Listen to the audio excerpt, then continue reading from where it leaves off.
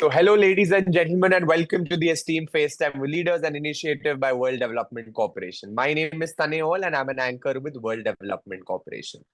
FaceTime with Leaders is a platform for industry veterans to come together to share their knowledge, thoughts, ideas, and experiences with one another, as well as with upcoming future leaders. In a nutshell, we attempt to encapsulate the multi-decadal learnings of all our industry stalwarts. We also hope that by conducting these FaceTime with Leader interviews, we can create a global community of eminent personalities. By bringing together such visionaries on one platform, we truly believe that we can help inspire the lives of all other leaders. Great learnings from great leaders inspire everyone, right? As we can identify, nurture, and work on trade secrets that have already proven a success formula for so many. And this is what we aim for with these sessions by making them a gathering of industry stalwarts and a knowledge sharing community. We have one such corporate stalwart on FaceTime with Leaders with us today, Mr. Sridhar Chitturu. We welcome you on the show, sir. Thank you very much. He is a globally experienced professional who embodies a unique blend of expertise, vision, and leadership qualities. With a profound focus on integrating cutting-edge technologies and a deep understanding of the banking domain, Mr. Chitturu has carved a remarkable career path. The areas of his extensive strengths include proficiency in risk analytics and regulatory reporting, especially for both banking and non-banking financial institutions. His proficiency also extends into various technological domains such as artificial intelligence and machine learning and blockchain. His particular interests are in enabling corporates through digitization, which he believes is the only way to be sustainable going forward. Digitalization of corporates, he believes, not only improves their competitiveness, but also reduces their carbon footprint considerably. His commitment to quality, objective team building, and change management, along with a proven track record in highly dynamic as well as regulated environments, distinguishes him as an exceptional professional. Currently, he is providing his consulting services to banks in the enterprise risk management area. Once again, sir, thank you so much for taking out time for us today morning. Thanks a lot. Thank you very much for this very grand introduction of me. Thank you. So, sir, could you let our viewers know in brief about your career journey so far? Yeah. First of all, let me thank the WDC for this wonderful opportunity. My career, it has been an exciting journey all along. I finished my post-graduation from a reputed institution called Indian Institute of Science, Bangalore, and aerospace engineering by thesis, and I published my entire thesis in international journals then. And then, like many people did at that time, I also migrated to IT world and I was very fortunate to work for very large, very reputed companies like TCS, IBM, Singtel Optus, Scottish Equitable, Citibank, all over the world, US, UK, Australia, Middle East, everywhere. And I delivered high value. Program management has been my passion for a long time during my career, during the IT period of my career. And I delivered high value projects in insurance, banking, manufacturing, and telecom domains. I had the opportunity to work from both sides of the fence, that is the client side, corporate clients, and also their vendors. So the nuances are pretty different and their perspectives are different. So I worked on both sides now. So, being in IT and being a technical person, I'm well versed in artificial intelligence and machine learning areas, blockchain, IoT, and whatnot. And machine learning is particularly, I have used that extensively in my career. During the last decade, I got engaged in risk management area for banks particularly, which is a very highly regulated and a fast evolving field and employing very niche techniques nowadays. So, and in a few years back, I worked for a bank in Middle East where me and my colleagues have set up the risk management office under the CRO, and I headed the risk analytics and their architecture department, which also is the place for regulatory reporting.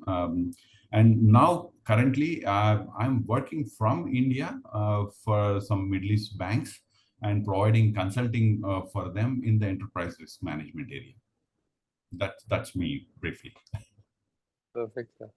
Sir, as a leader in the technology and risk management domain, what strategies do you employ to build and manage globally distributed delivery teams effectively? This is a very loaded question, right? See, the technology and risk management. Now, just less than a decade back, technology used to play a supporting role, right? Particularly a supporting role.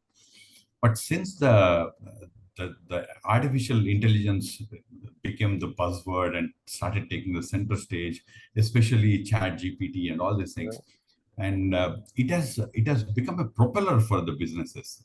Now, the machine learning algorithms can be used to target customers. You can actually see, previously you put a big banner in the center of the city and hope that the right customer comes to you. But now you can actually churn the data and identify those customers who will most probably buy your product, right? And also internally, the same technology can actually improve your productivity and protect your profit margins. So the technology has become a central driver now. So I was saying that the technology and risk management areas, if you think about them, they're very interesting nowadays. See, for instance, less than a decade ago, right, technology used to be in the supporting role, right? Correct. But since the advent of this artificial intelligence and its center stage nowadays, it's a real buzzword. It has actually, technology started propelling the businesses. Now, for instance, machine learning algorithms can be used to target your customer segments and customers. Now, previously, we used to put a big banner somewhere and hope that the right customer will come to you and buy your product. But now you can skim through the data and look at the patterns and then identify those customers who will most probably buy your product, right? So the cost of marketing and sales also comes down. At the same time, the technology can be used internally within the organizations to improve the processes and productivity so much that your profit margins are well protected. So the technology is coming to that forefront of the businesses. The same way risk management used to be a very implicit, spread out expert judgment area within organizations, right? But now, take for instance, banks. The very sophisticated mathematical and statistical algorithms are used to do the predictive analysis, to run through various scenarios that are possible tomorrow, and try to mitigate the risks and go forward into the future more aware of it, right? So, so this is where the risk management is also become very sophisticated and a very particular niche. Now the banks have separate verticals headed by chief risk officers now. Now, having said all this, the technology and risk management coming to the forefront, they are asking for very niche skills, right? Now, you really have to, I should say this, like no time before this time, the number of physicists and mathematicians hired in the financial segment is phenomenal nowadays, right? Actually, the finance industry is actually going to the universities to pick up mathematicians to do their internal these niche jobs actually. So what happens is team building at the same time becomes very challenging compared to previous times, Tanai. What happens now? If you hire these very niche skills, it's obviously going to be very expensive. Not only that, it's hard to find consistent career path for them. It's very hard. Now, if you depend on vendors completely, you're putting all eggs in somebody else's basket, right? Not in one basket, but somebody else's basket. So it's going to be a very challenging thing. Especially we went through that challenge in the last decade itself. So rather than me boasting about there is a formula to do that, what I feel is every manager has a particular context, and based on that, he or she will have to experiment the suitable senior junior ratio, right? And adapt techniques like redundancy through cross skilling. Redundancy through numbers is going to be more expensive, but redundancy through cross skilling is the thing. While you do that, you still have to depend on vendors, because when these domains are increasing like in their sophistication so fast, your team may not be exposed to multiple environments, multiple scenarios at the same time. Engaging vendors whose consultants are working with different banks at the same time, their learning curves are steeper, right? So it is prudent to engage vendors as well, and run your teams with a proper balance between vendor and the in-house teams. That's the way to go in terms of building teams and going forward in this area. And this is what I've done.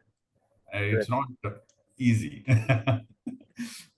So are there any, which brings us to the next question, are there any common learnings that you apply across your roles and responsibilities? And could you please share them with our viewers today?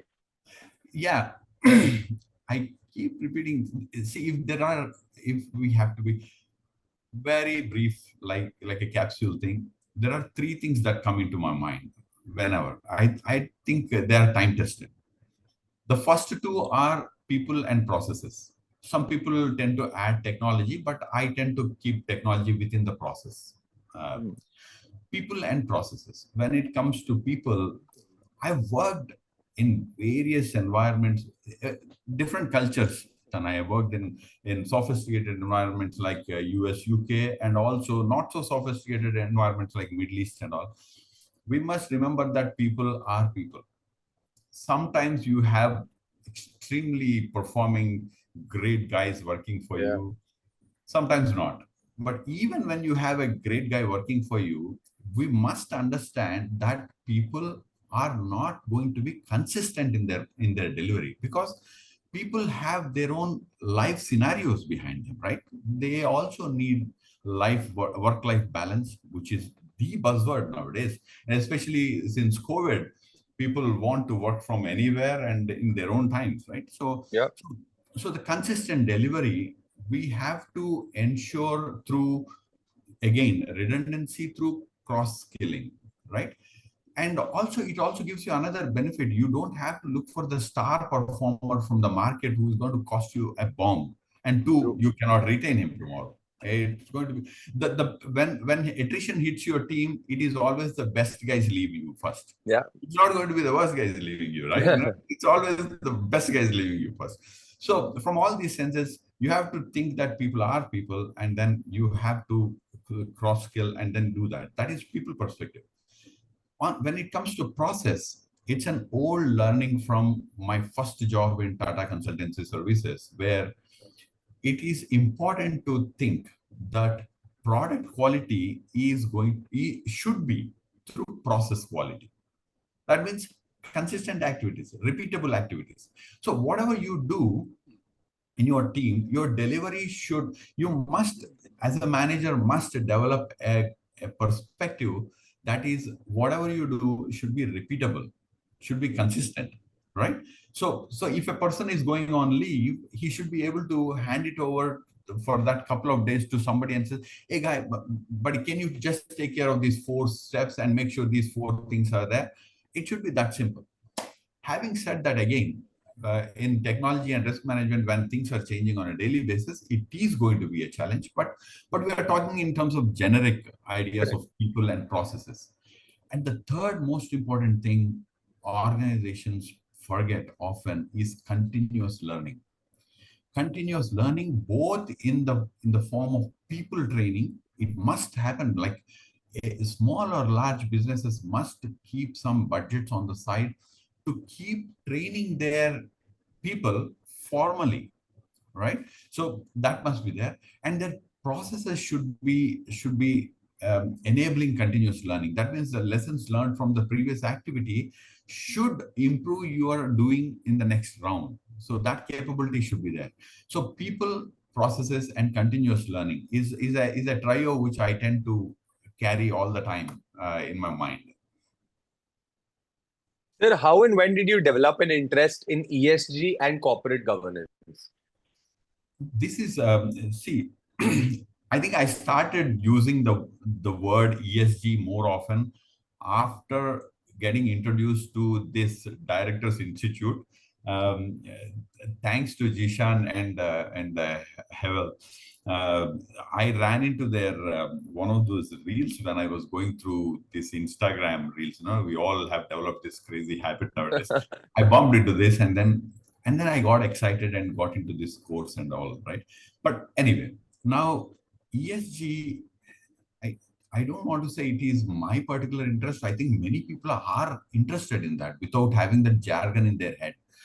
For instance, when my dad my dad built his dream house in a place, and we used the groundwater even for drinking for many years until a pharma company started dumping its waste very nearby, and the entire groundwater gone waste, absolutely waste. And as community, we were so angry and all. We couldn't do much about it, but then later on, the company moved out for various other reasons. So we are environmentally aware. Like we all know that that pharmacy company has been giving us drugs which we use, not a that is true, but it is also spoiling the environment. It is causing us to use the drugs as well, right?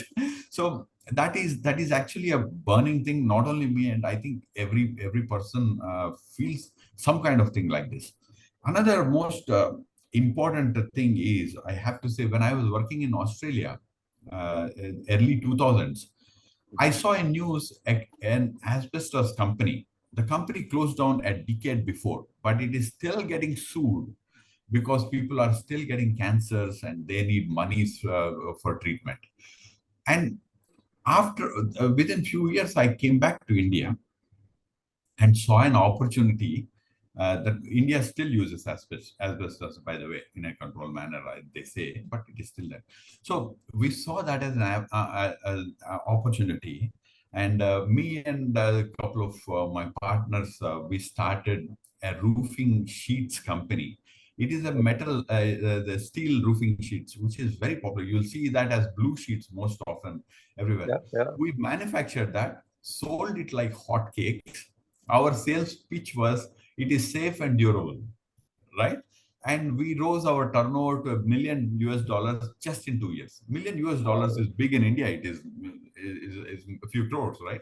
So we 100%. did that, and so this environment and these things have been in my head, and they're there. And corporate governance, of course, I worked in large corporates, reported to capital resource boards, steering committees, headed by sometimes board members and CEOs and all. So I'm familiar with that, especially while working for in the risk management area in banking.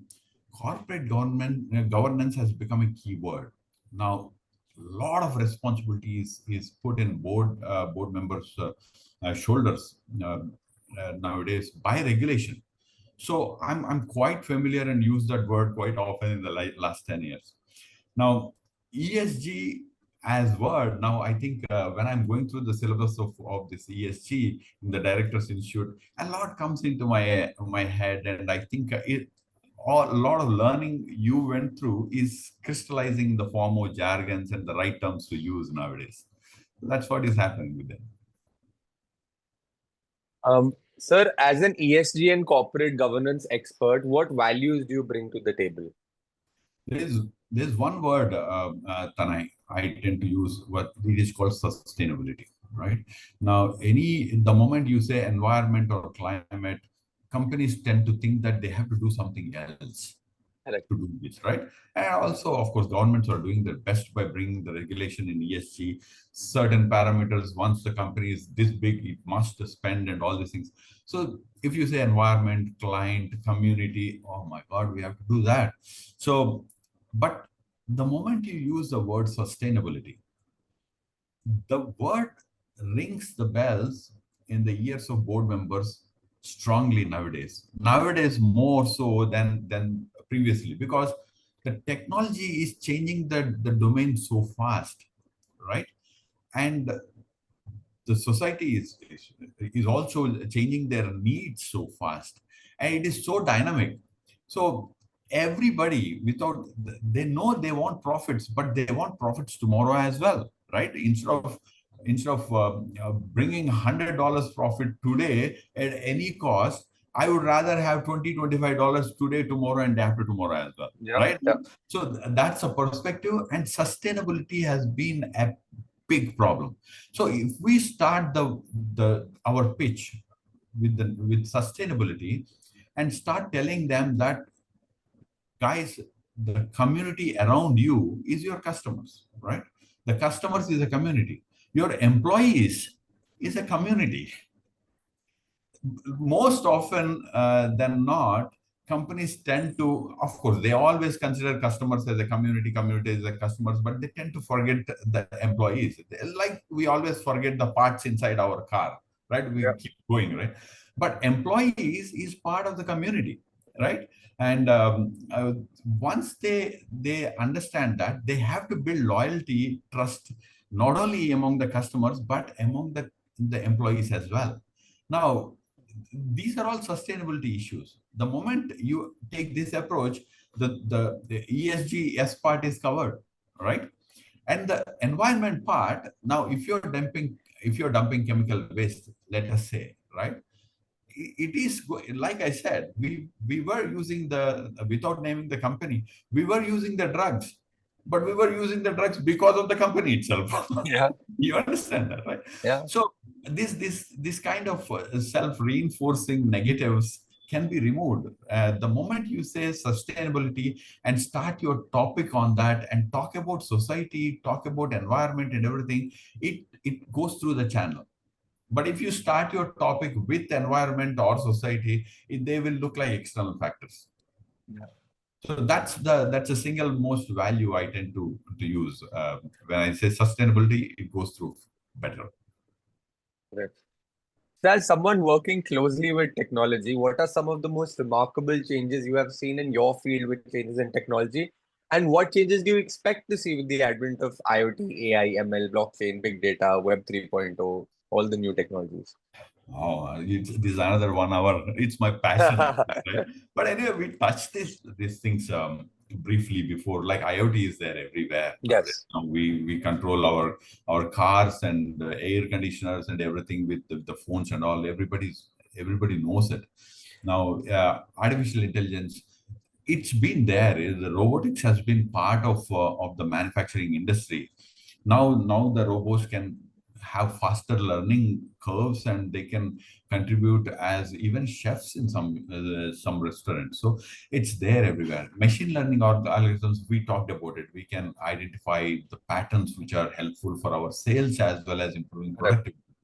And blockchain, everybody everybody recognizes cryptocurrency and blockchain kind of thing. But being a banker, cryptocurrency, I totally understand why it has taken a back step and why it is pushed behind, because currency is not a cross jurisdictional thing, and it is very important thing for maintaining sovereignty. So it cannot be a cross functional thing. However, cryptocurrency was used mainly for quick money transfers and speculation, right? Now, speculation is a speculation. You can put it on the side. Quick transfer is something a real need. If I want to send my dollar to say, for example, my son in the US, if I go to a bank, it will take 2 days. But if I buy a Bitcoin and send it across in the next minute, he can actually convert it back to a dollar, right? So this quick need is recognized by regulators around the world. And they are now experimenting a concept called central bank digital currencies. I think RBI is already running a beta in the market, and in a year or two it will come through. Central bank digital currencies are implemented on a hybrid blockchain and normal technology kind of things. So that's blockchain, artificial intelligence, and we talked about it. So if I want to summarize all this, businesses, small or large, they have to digitalize. The perspective of starting a business used to be like a mom and pop shop. You open a Has garage and gone. do that. Today, customers do not want to walk to your doorstep. Whether you are Correct. selling idli or an aircraft, I don't know. We book air tickets from online. We order food online Yeah. home, right? So customers, we have to remember, customers do not want to leave their home unless for socializing or entertainment. They don't want to leave. So small businesses or big businesses, digitalization is the word. That must be in their head all along. And when you say digitalization, we talked about it. You can use artificial intelligence, machine learning, IoTs, blockchains, whatever.